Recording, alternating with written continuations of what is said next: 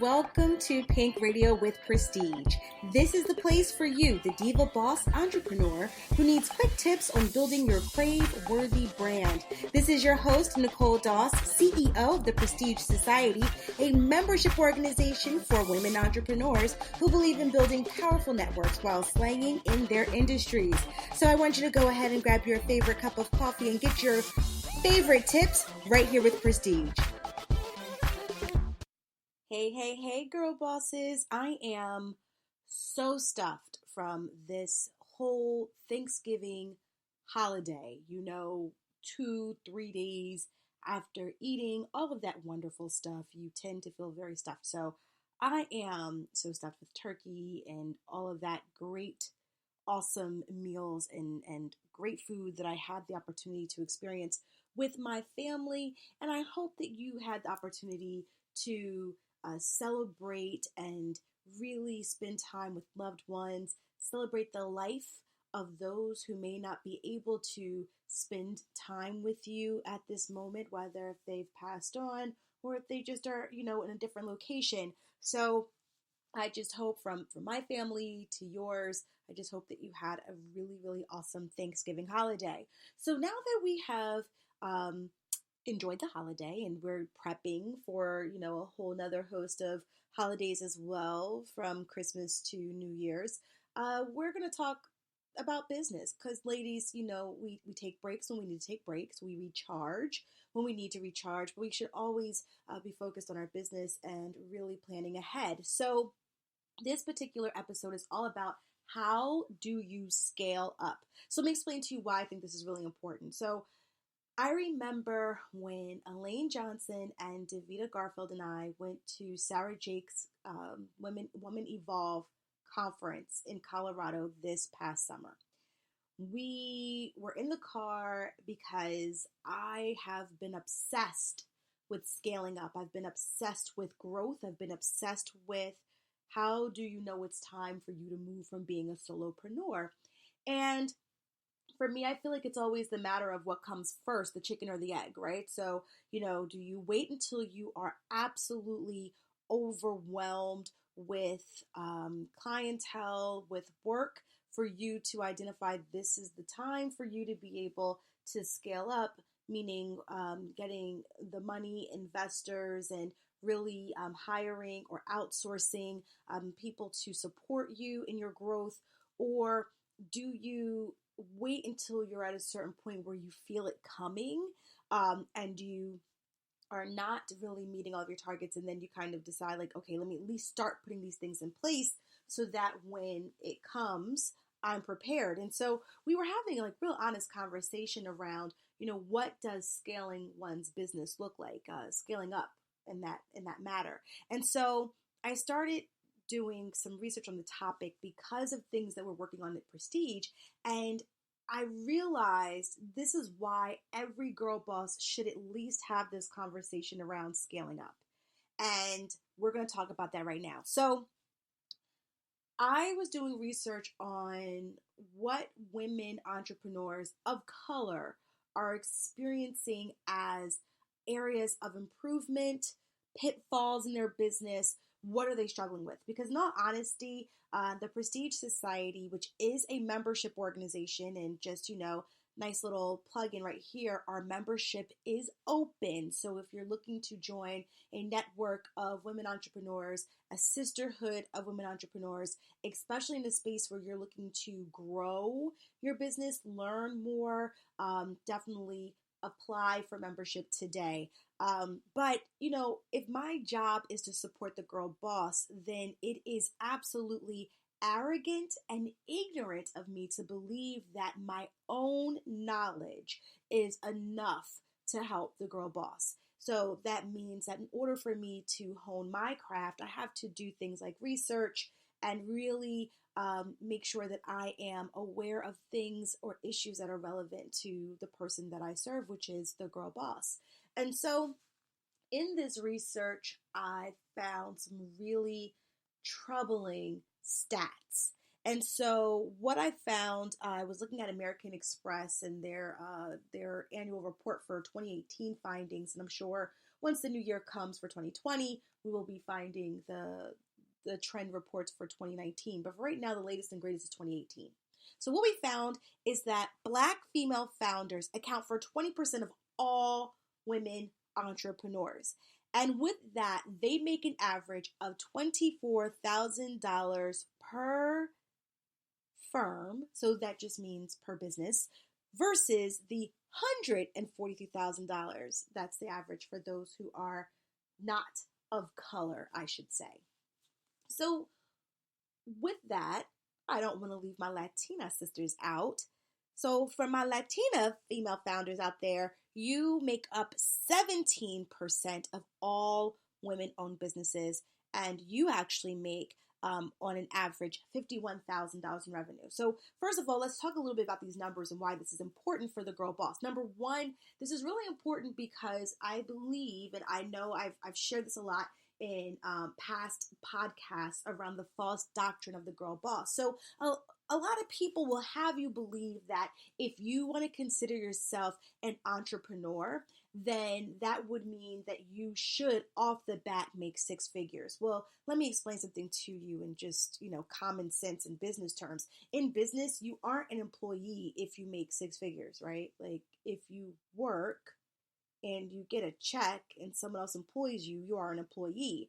And getting to the six-figure mark will require a skill set, will require some growth, would require a number of promotions, and definitely is not ever considered an entry-level salary. And that is with something that is promised, and that is with something that is going to be as stable as a paycheck every 2 weeks. So now when you want to account for not really knowing your market yet, jumping into an industry where you're not seen as a subject matter expert or not seen as an industry leader, trying to really exercise your muscles of understanding sales and marketing strategies, there is no way in the world you should expect to make six figures your first year in business. If so, businesses would not fail in the first 5 years of being in operation. So I think that first of all, we just want to really put some real hard facts and some real numbers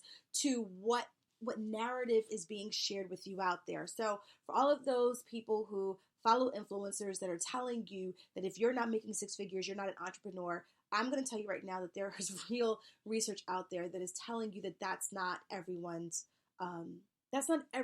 reality. And because that's not everyone's reality, what's probably happening at this point is that if you are not experiencing what your influencers are telling you should be experiencing, you may feel very frustrated. So you may feel like, I'm a failure because I'm not making six figures. Actually, it's not that you're a failure. You're actually just part of the average. Now, here's the thing. Your goal is not to be part of the average. Your goal is to be an outlier, which means that your goal is to be that unicorn outside of what the average experience is. So there's going to be different things that you have to do to ensure that you are experiencing that difference in what your annual revenue will be for your business. So what does that all mean? Simple. Even though for the average African American female founder, you can make about $24,700 a year with your business, and for the average Latina, you make about $51,400. There's no need for you to feel that it's okay to stay at the average state. So there are some things that you can do, but this is why scaling up is important. When we talk about scale, all we're talking about at this point is growth. How do you grow your business? How do you go from being a solopreneur into running an actual functioning operations? Okay, that is what we're talking about when we talk about scale up. So that is for the cake diva who makes bomb cakes and has beautiful clickbait on Instagram because the cakes are so gorgeous you can't help but to double tap. And I'm sure they taste even better than what they look like. That's for the cupcake diva who is making all of these cupcakes and is absolutely tired because she spends all of her day in the kitchen and not doing things that she would rather be doing with her loved ones, or maybe even her boo, or even things like self-care, or even traveling and doing things that she enjoys outside of being in the kitchen and making cupcakes all day long. That is for the life coach who is booked and busy, although we want to say that booked and busy is also being blessed, but would also want some time to herself so that she can explore other interests in her life other than being tied to a phone and taking client calls all day long. So when you are at the point, or maybe this is for the cake boss and the cupcake diva and the fabulous life coach who want to help and bless more with their services, but can no longer do so with just their effort, with just their human capital. So if that's the case, then that means it's time for you to grow. And what ends up happening, and I think what is really scary, and of course I cannot remember the article that I was reading, but it was around why minority female founders do not experience the same level of success as our non-minority counterparts. And it was as simple as we are conditioned to think small. We are conditioned to think small. And it's so interesting because they also realized there's a difference in the same article of why women of color tend to go into entrepreneurship than our non-minority counterparts. So, for instance, what we found is that because there's such a salary gap when it comes to gender and ethnicity in the corporate world, women of color normally look towards entrepreneurship as a sense of survival. So it is an opportunity for them to be able to not have a predetermined salary. So now there's this earning potential that will allow you to say that you can, earn as much as you want as long as you are working the model the way it's intended to work. So there's this hope of being able to break certain salary barriers, and so therefore that is normally the cause for why women will go into business. So the motives are even very different than those who have different circumstances than those who are Black and brown female founders. So I thought that was really interesting, because if the goal is to make more money, we are really still falling short, because at the end of the day, we aren't seeing any kind of gaps being bridged by our entrepreneurial efforts. If anything, we're still seeing a huge gap. I mean, you're talking, especially for our African American female founders, the average being $24,700 in comparison to $143,000. That is a life change, right? What you would be able to, if you had to live on your entrepreneurial efforts alone, your life at $24,000 looks very different than your life at $143,000 a year. And what you need to understand too is revenue is not just, because there's revenue, but then there's a margin. So revenue isn't saying that's your take home. That's just what you generate in order for you to operate. So if you are paying for a website, if you are paying for an accountant, if you're paying for email marketing, if you are paying for any other things outside of that, that $24,700 also will become a lot smaller when you take into consideration your operation costs or your operating costs. And that's probably why a lot of women aren't full-time. And so once again, we don't have these conversations about scaling up. We don't have these conversations about, why should we think bigger when it comes to our businesses. But what we are very great at doing, and this is just historically what we were forced to do, what we've seen happen through our families when we look at our moms and our grandmothers and our great-grandmothers and our aunties and our godmothers, is that we see the hustle mentality with those women, and we see them working, and we see them working tirelessly, all while raising children, all while keeping the home clean and well put together and making sure that their children are okay. we see this, and so we just really decide to do the same thing, and we grind. So we talk about the grind, we talk about the startup grind, we talk about the hustle mentality, but we don't necessarily have conversations about how do you take this grind or this side hustle and actually make it into a fully thriving operating business that is a part of an enterprise.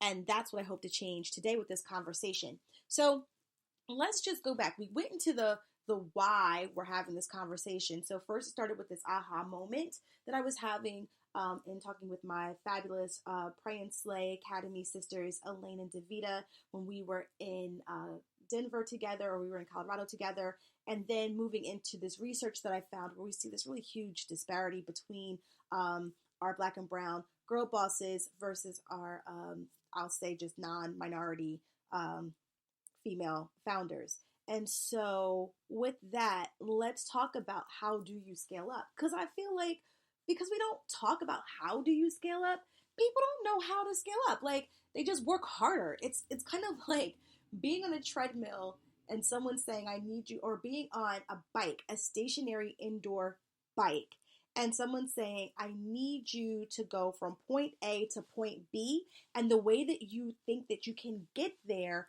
because you have no clue, like, how do I get to point A to point B? So all you start doing is pedaling faster. You are exerting more energy. You are clearly burning more calories. You are definitely sweating more, but you literally are not doing anything as far as forward progression. Like, there is nothing happening, and all of that extra movement, there is that the hard work that you're exerting, there is no forward progression. You are not making any more movements towards point B at all. You're still at point A. And I feel like that is what happens when we talk about how do you grow.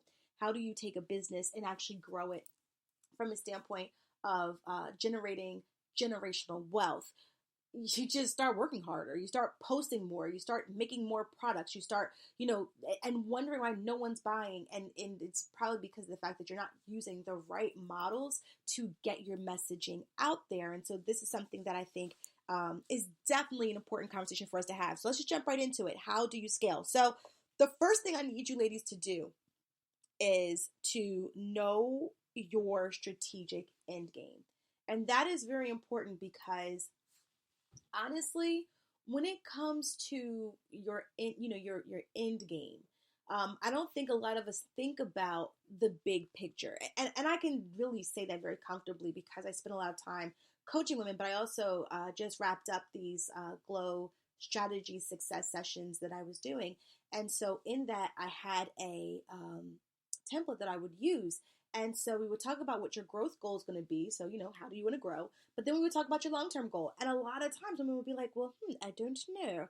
I mean, they know that thing right then and there that they want to accomplish, but they can't think about, or they haven't thought about, what is the purpose of even going after this really small thing? What is the big picture? What is your end game? How does this particular task roll up into the bigger thing that you want to do? Now, if at the end of the day, you're just hoping to have a couple of dollars to bridge you from payday to payday, then this isn't the conversation for you, because you don't have a goal to build anything more than just a side hustle. So this side hustle is probably saving you from having to go get a second job, which honestly, if you do not have to go get a second job, amen, right? I do not believe in second jobs. I believe in exercising your human capital. So if your side hustle can keep you from that, and that is the furthest you want to go in building a business, then you should stop listening to this podcast. This episode is not for you. Now, if you were interested in building something that has the ability to reach a larger audience, to help a larger group of people, and you feel that your skill sets and your talents will help those individuals, you feel that your passion and your purpose will help those individuals, and you just need to be able to expand your reach, and you will do that through people, then guess what? And when I say through people, meaning through a team that will do the work that is required of your business and your operations to help a larger amount of people, then guess what? This is for you. So when we talk about really what your end game is, think about what that really consists of. If you are saying that you want to get into wholesaling, that's your growth goal. That's the short term goal that you want to do right now. So you want to be able to get a home so that you can wholesale. When I ask you what is your end game, what do you hope to be able to accomplish? So if you hope to accomplish social economic development where you're able to help one person or one party out of a really bad economical or financial situation and helping another person either learning how to invest to change their financial situation or to be able to help someone maybe buy a home that they may want to be able to use, and you will get them affordable housing this way, then say what it is that you want to do. I mean, allow there to be a bigger thought as to what your efforts are really based on. And that will help you figure out your strategic end game. When I think about it for the Prestige Society, it can be as vague and bold and big as I want the Prestige Society to be a one-stop shop for the female founder. But when I get very granular and thinking about, well, what does that mean? I think about the curriculum development that I would love to continue to focus on for building curriculum and educational opportunities for members of the Prestige Society. But I also think about the services that the ad hoc or a la carte services I would love to support girl bosses with when it comes to marketing or coaching or even we want to have a publishing side of it. We want to have a mass media side of it. I'm really trying to groom my oldest to run the mass media portion of it, but she's a girl boss of her own mind, and I love that. But when I think of it, I see my business in departments. I see business, department heads. I've worked on, recruiting executive directors that will head the very first 3 departments that we will be kicking off in 2020 because I understand my strategic end goal. And so when you do that, you're able to then create and build. So you're probably thinking, when do I really know when I should even start this process? When should I even really get to this point where I'm like, hey, when do I need to get to this point where I'm thinking about scaling up? I would say, and I'm sure people would say something different, but for me, I would say if you are steady and stable in your goals and you realize you want more and you can no longer do it yourself, then it's time for you to scale up. But if you're struggling to meet, and when I say steady and stable could be you're at a whole $0 and 0 cents in sales for 3 months. That's steady. That's a steady no income. But what I mean by steady is if you're able to bring in income and you're at that income and you've been able to be at that point for at least a year, and you realize now that there's opportunities that you would like to take on, but you realize you can't do it yourself, then definitely I would say that's the time you need to scale up. For me, we began to branch out and we have coaching services, yes, apart from the Prestige Society. But then I remember about 2 years ago, I decided, maybe it was about a year ago, I decided to start doing marketing services because I wanted the Prestige Society to be a one-stop shop for the girl boss. My issue with that is that as a solopreneur, I could not manage the curriculum and the member-based activities that we were doing, as well as being this full-time graphic designer. And I had would probably hold about 3 to 4 clients at a time and doing websites and graphic design and branding services for entrepreneurs. It was way too much. The money for the graphic design side and the website side was so much more than the member side, but the member side is like my purpose and my passion. And so I had to let it go. It was so bad. I did not archive the page. I just straight out deleted the page because I could no longer do everything that it was required of me. But ultimately, does it mean that Prestige doesn't want to do that? No, of course I would love to do that. And I'm still being asked to do these things today when it comes to even my members. But these are things where I would love to have a team of coaches that meet with individuals. I would love to have a team of people, whether outsourced or in-house, where they are able to provide branding services under the Prestige Society name. I would love it if we could build, programs where we're able to go out and speak, but you're not me. You are a, speaker that's part of the Prestige. When I go to Fred Pryor training classes, Fred Pryor does not come and teach. It is usually a facilitator who is part of the Fred Pryor enterprise who comes and trains on certain topics and classes. And that's something I would love to be able to emulate. But that growth requires me to be able to scale up. So you cannot have this conversation if you haven't even gotten off the ground yet, but definitely put this in your business plan. If you just started your business yesterday, it needs to be, you have to have what we call the 5-year growth plan. So in 5 years, what do you plan on doing? What does growth look like for you? And so that's something that you should at least consider, but really ask yourself, what does year 1 look like? What does year 2 look like? I always say year 1 for me, I did not have pink chapters. Matter of fact, it wasn't until my 5th year that we started implementing pink chapters. It's not until the 7th year that we implemented actual committees and started working on partnerships with other nonprofits in some of the social responsibility aspects that the Prestige Society would like to really be a part of. But all of that is part of our growth. It's nothing that's happenstance. It's nothing that's a knee-jerk reaction. All of that's something that took a lot of time and thought. And in having that conversation in July, I still didn't have that aha moment of what we needed to do. It didn't really happen until probably, I want to say, late October.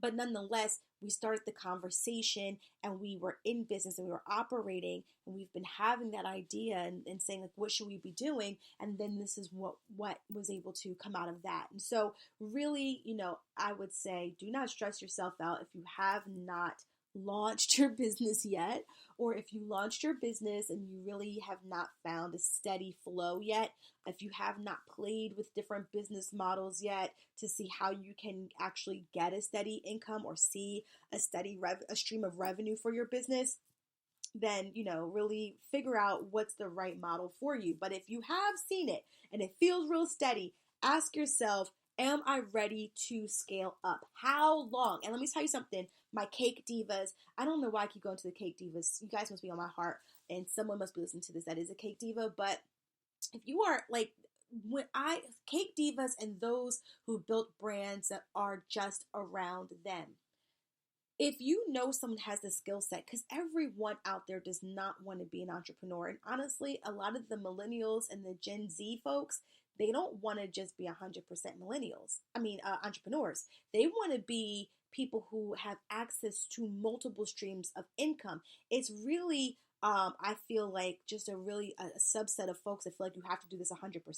So you're going to be able to find people who are interested in working for you because they don't think anything's bad with that. Like, there's just a really small subset of people who really like to job shame. So, but you'll find that the younger you go, they just want an opportunity to add value.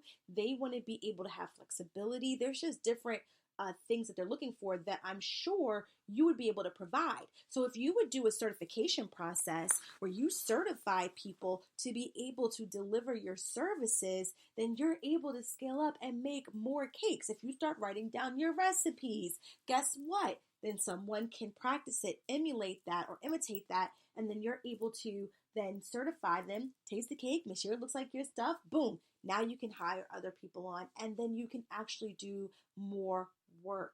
So, or be able to have a larger amount of clientele. You don't have to have a waiting list, or you don't have to be so bogged down that now you don't know what to do with yourself. Maybe this means that you have so much of a revenue coming in, you can actually get a showroom where people can come in and they can actually do tastings. See how we can scale up? up out of your kitchen or out of that, what is that, serve safe kitchen you keep renting, and actually getting you a space. So really, if you're at the point, look at number one, which is know your strategic end goal, okay? Which then takes us to number two. You have to plan for it. So create your plan. Either look at templates for a growth plan, or you can look at a flat out business plan if you haven't done one yet. But in that, it is going to force you to identify your end game. And that's usually in the first section of a business plan, where it asks you, what problem are you trying to solve? It's not looking at the task. Baking cakes is not, you're not solving a problem with baking cakes, but it's the fact that you are a custom luxury cake designer. What are you doing? Are you providing cakes for less, or are you providing Lux cakes to brides and event planners? Are you a whole event, production company with like what are you doing? What is your end goal here? What problem are you solving for and the problem doesn't have to be like solve world hunger. It can be something as simple as there's not a lot of people in your area who provide your service. So being able to introduce your services to the market creates more choice or options that could be affordable but yet competitive to the industry. But one, you got to know your industry. Two, you need to know the trends in your industry. And three, you need to know who your competitors are. So that way you can make sure that you're speaking to solving the right problem. So write your plan. And in that plan, you will be asked to do things like identifying, do you need staffing? At what salaries? What staff do you need? Do you have an executive board? What diversity of background and experiences does your executive board have? And how will that help you in the growth of your business? Once again, you need to be all the way serious about making this side hustle into an enterprise if you're going to take the time to really create this kind of plan. And so as you do that, you're really able to grow. You're able to, for me, even right now, writing out job descriptions is like super important, because we have to make sure that we write those job descriptions out and that people are able to understand what is expected of them.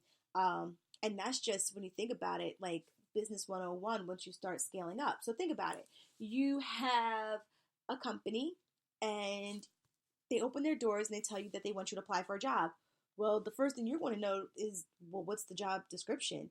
In order for you to even know what job to apply for, you're going to want to know something as simple as a job title. So really put on your big girl CEO hats and really think about your business as an actual brick and mortar. If you find you're stuck thinking about it, usually what I say that you should do is really think about it from the standpoint of a business where you currently work. So if you are like, well, I don't really know what kind of jobs or what kind of executive titles I should have, or what an executive hierarchy or org chart even looks like, look at the org chart of where you work. Look at your CEO. See who reports to your CEO. See the different business units. And if that doesn't help you, look up things like the org chart for Nike or the org chart for Coach, or Dooney and Burke, Louis Vuitton. I don't know, pick one. The reason why I say look up those org charts is because most of the time, publicly traded companies have those positions very open because of the fact that they are publicly traded companies, and they need to disclose things like titles and salaries and all that good stuff. So usually that information is pretty public. But I would take a look at those things, and it's not to, really do a cut and copy of, or a copy and paste of their model into your model, but it's to get you to really understand how businesses, real Fortune 500 companies, build their models. Because the reality is, although you may bake cupcakes, and here I go with cupcakes again, y'all are on my heart heavy.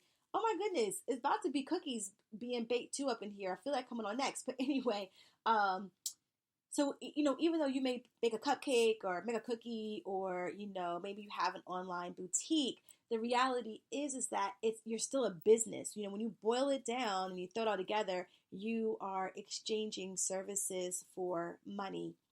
There's goods for sale. The services for money thing made me chuckle. I'm sorry, because it's just like, it sounded dirty.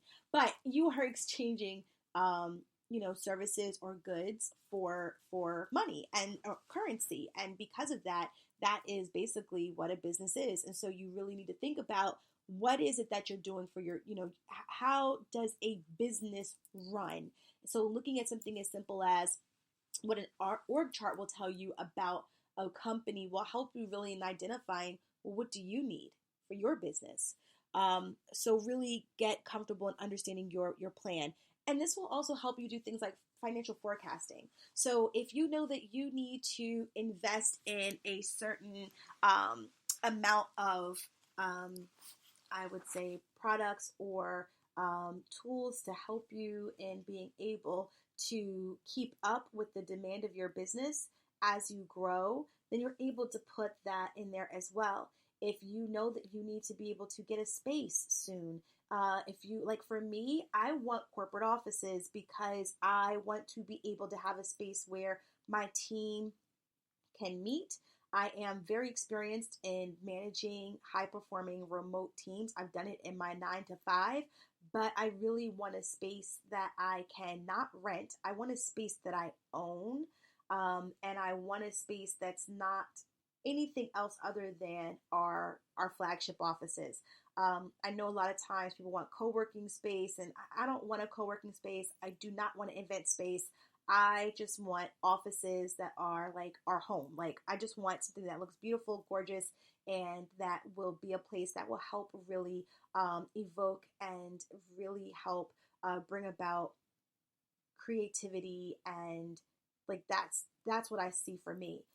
So I have a husband who's in real estate. I have a husband, and he's also a contractor. So for me, the money or the amount for the financial forecasting that I would put out would not be for a turnkey property. It would probably be for something that is zoned as a commercial property that we could use as offices that we would fix up, point blank, and that we would, and it's important for me because if we're looking at doing some fundraising, if we're looking at investors, this is something that we want to make sure that they understand. This is just an operating expense. It's not something that we're looking for to actually generate revenue back in.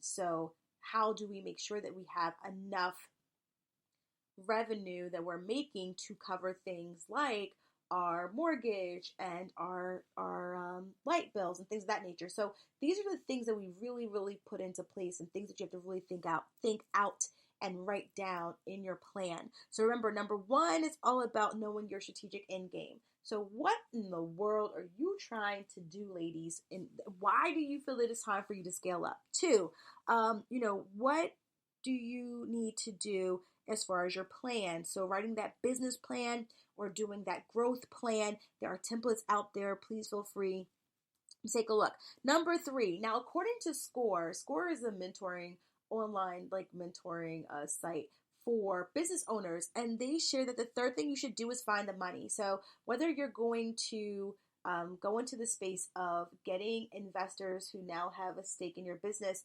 or if you're going to focus more on fundraising and doing campaigning where people basically give money towards the company, but there's not an expected return that they plan on getting. Think about where you're going to find the money. And I gotta say this, and I hate that it sounds this way, and I in no way, shape, or form intend for this to be a very narrow view of African American or Latina women, because I don't really know how Latina women operate. I'm just going to tell you from an African American woman's standpoint.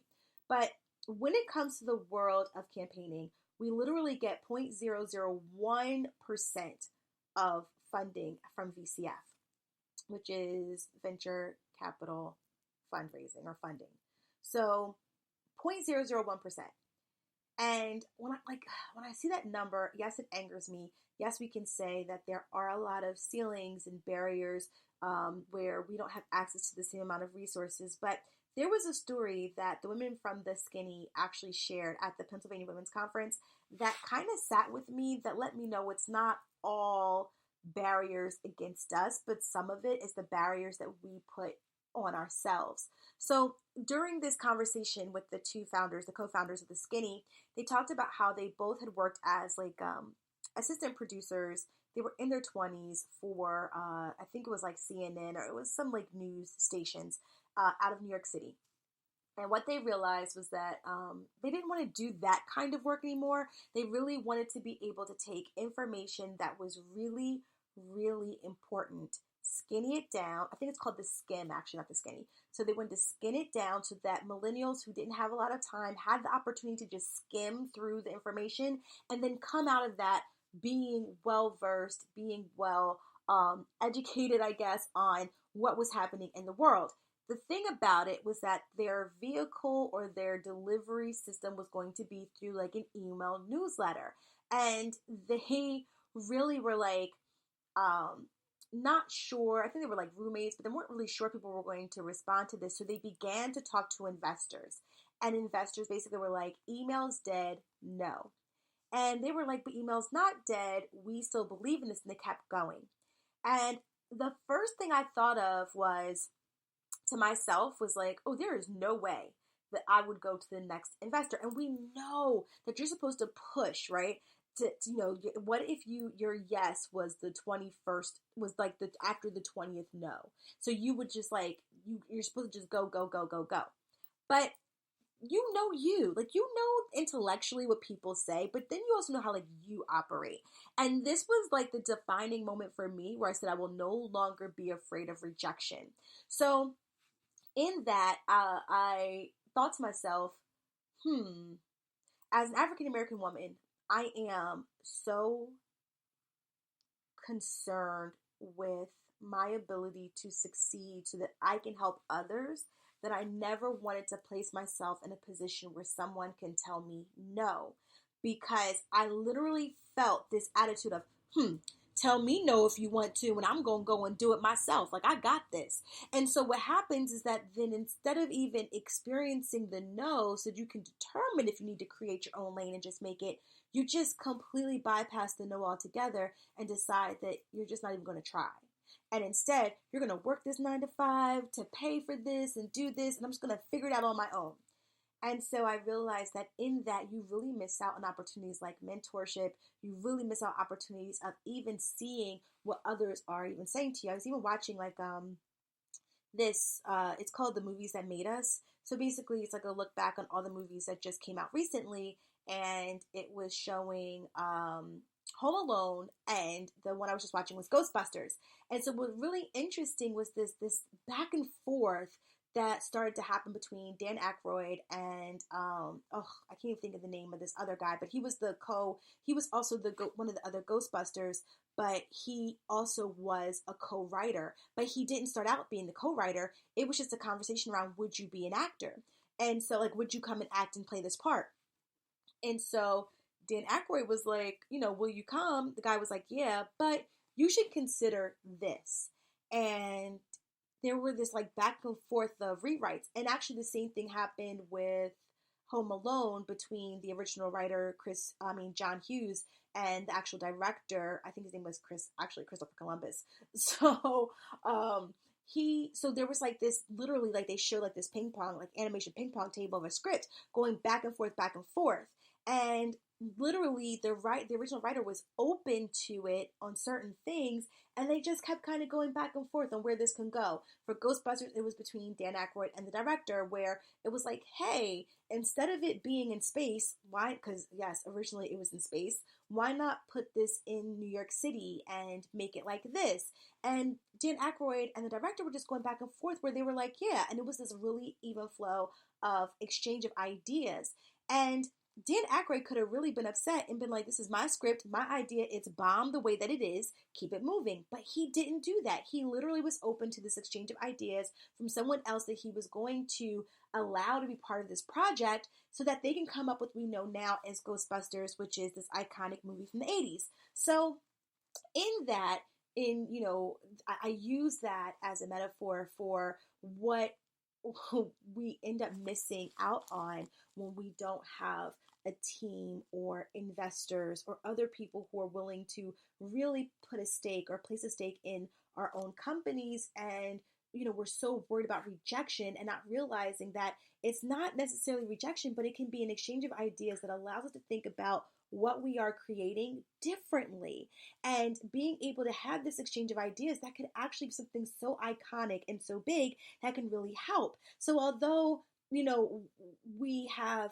saved ourselves, if you will, from the feeling of rejection, we actually end up missing out by not being able to see our business outside of our own narrow frame of reference. And so that was the aha moment for me in watching the ladies speak, who are the co-founders of the Skim, and saying, I no longer should allow myself to be confined to my own thoughts about where prestige should go. If my goal is to help others, if my goal is to build and bless others, then I need to be in a space where I do that and I have access to as many people and ideas and inspiration as possible. And then I decide with my Pink leadership team who exactly needs to be where, or what we need to do and how we need to move, and putting people in place that I trust to help me make those decisions in the best interest for the company, not just for my ego. And I think that's really important for us to really understand. So really, when you get to this point where you're ready to go into the fundraising mode, you will have to find the money, because in order for you to scale up, scaling up does cost money. You need to identify whether or not you want investors who own stakes in your company, or if you want to go more Kickstarter kind of a crowdfunding route. I Fund Women is really a great site to use, as well as others. There's like crowdfunding for startups. There's all kinds of stuff out there. So definitely take a look and see what you would be able to do. But remember, when you do this, you have to have a plan out there. So if you have not done steps 1 or steps 2 yet, it's going to be very hard for you to do step 3. 4, invest in technology. That is something that came out also from SCORE, but I'm going to tell you what that really equates to. That equates to automation. Automating your business so that there are some areas for you to optimize, like how you use your time, to making sure that you are effective in your ability to give service to as many people as possible. That is something that's going to be very important for you. So if you don't know who to automate with, I would suggest you reach out to coaches who focus on automation. So for instance, Davita Garfield is really big. She calls herself the system queen. She's very, very big on automation, and she's even helped me as well. So definitely think about how you are able to do that. And then I'm really big on systems and technology as well. So once again, one of the things I always share with my members of Prestige, so just saying, if you're looking for somewhere to really grow with a group of women where you feel like you have support, I'm telling you, Prestige is for you. If you feel comfortable doing this in solitude, if you feel comfortable doing this alone, then feel free to to do that, but use these things like the podcast, where you can kind of go in your own personal space.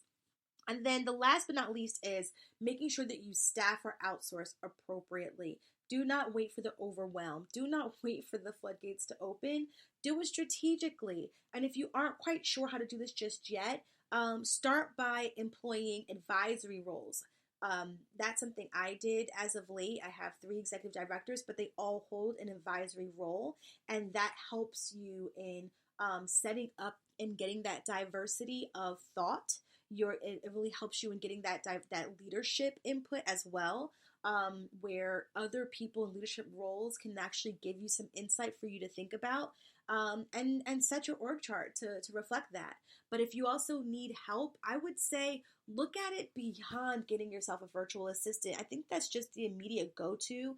But if you need someone to actually do work other than being a virtual assistant, understand where you need help. Look to see where are the areas in your business that really tend to have some weak points, and outsource. You can do that through Fiverr. Anybody that you need to do anything in Fiverr is available. Or just hire and write up your job descriptions. Create an online application through your website, and go from there. So with that, guys, I hope that you are able to at least start thinking about how you're able to really focus on just getting yourself going for scaling up. It's really important for you to really keep in your mind how you are going to scale up with your business, because at the end of the day, your goal is to be a thriving organization that has the ability to give back to the community where you actually plant your roots. You want to be able to give job opportunities to those in your communities. You want to be able to have internships for young budding individuals in your industries. You want to be able to also do things like have facility walkthroughs so people can tour and see how you were able to build this business so that you can help inspire other entrepreneurs. Listen, the opportunities are absolutely endless. The decision is yours, and honestly, you have to do what's right for your business. So hopefully this conversation around scaling up has helped you think differently about growing in a space that is right for your brand. So with that, I hope you have a wonderful, awesome, and fabulous day. Bye.